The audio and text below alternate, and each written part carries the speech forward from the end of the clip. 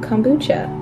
So kombucha is basically a fermented beverage of tea and sugar, and it's really popular among the health community because it's full of good gut bacteria and probiotics. So this is what a basic home setup of kombucha looks like. And the thing that makes the kombucha is what I'm pulling out right here, and it is called a Scoby, which has a really fancy acronym, but you can basically just think of it as a circle of healthy bacteria. So there are 3 basic rules in making your own kombucha, those being no soap, no metal, and no heat. All of these things will negatively affect your Scoby, so you never want the Scoby to be in contact with these. Now that being said, let's just get into how to make your own kombucha.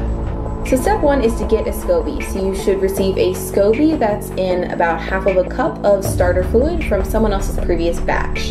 You can also purchase a Scoby online that is inactive, but that will have separate instructions. So this video is more for those who are receiving an active Scoby from a friend. So after you get your Scoby, the first step will be to boil some water. So in a medium-sized saucepan, you're going to put 3 to 4 cups of preferably filtered water into the pot and bring this to a boil. This just kills the extra bacteria or toxins that may still be in the water. And while that's coming to a boil, you can prepare your brew. So for 1 batch of kombucha, you will need 2 tea bags. I use organic green tea. You'll also need 1/4 of a cup of sugar of your choice. I use organic cane sugar. This is the container that I use. It's certified vegan, which is really important to me as a vegan because other conventional sugars are often filtered through bone char, which is pretty gross. So once the water has reached a boil, just take it off the heat and pour it into the bowl where you have set up your first brew. And when you pour the water in, it should pretty much melt all of the sugar, but give it a little stir just in case to get any leftover crystals. And then you want the tea to cool completely and brew for at least 5 to 7 minutes. You can take it out after around 7 minutes, but I just keep the tea bags in the whole time, and I haven't really noticed a difference in taste with my kombucha. So once your tea has cooled, you're going to assemble the first ferment. So just remove your tea bags, squeeze out any of the remaining liquid, and just get rid of them how you please.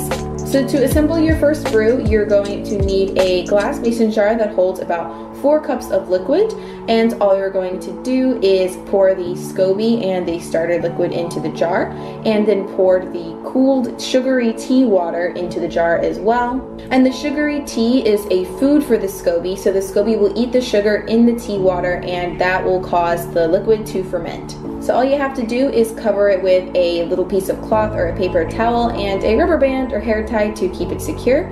Then you're just going to store this jar in a cool and dry place for around a week. So after your first brew has fermented for about a week and most of the sugars have been eaten by the Scoby, you will have a baby Scoby on top of this liquid, which you can see in this video, and you can do one of 2 things with your Scoby. First, you can choose to share your Scoby with a friend, so all you need to do is remove it from the jar with non-metal utensils. This Scoby will need half of a cup of brewed liquid, but before I put this liquid into the jar, I always prefer to strain my first brew just to get some little baby Scoby strands out of the liquid and to make it smoother. So for that, you're just going to need a glass bowl and a plastic strainer. This is the one that I use, and all you have to do is pour your first brew through the strainer and your Scoby will plop out. Then just return the old Scoby back to its jar. If you want to wash this jar before you put the Scoby in, you can use a mixture of hot water and vinegar. Remember, we don't use soap. And afterwards, you're just going to distribute half of a cup of this liquid from the first batch into each Scoby so that these Scobies can create future batches of kombucha. If you don't want to give your Scoby away, you can also start a second batch of kombucha so you can have more in the fridge at one time. Then after that's done, you'll be left with some remaining liquid, which we're going to be moving on with to create our second ferment. So the second ferment is completely optional, but this is how your kombucha becomes fizzy. Basically what you're going to do is pour the remaining leftover liquid from the first ferment into a glass jar with 1 teaspoon of sugar. Then you're going to seal the lid on this jar, which allows for carbonation to accumulate. You can also add flavor to your kombucha at this point by adding some fresh fruit or dehydrated spices, but I just prefer to keep it simple and leave my kombucha unflavored. And once again, you're going to store this jar in a cool and dry place for 5 to 7 days. And after this time, you can place your kombucha in the fridge for a bit to cool it down, and it's ready to enjoy.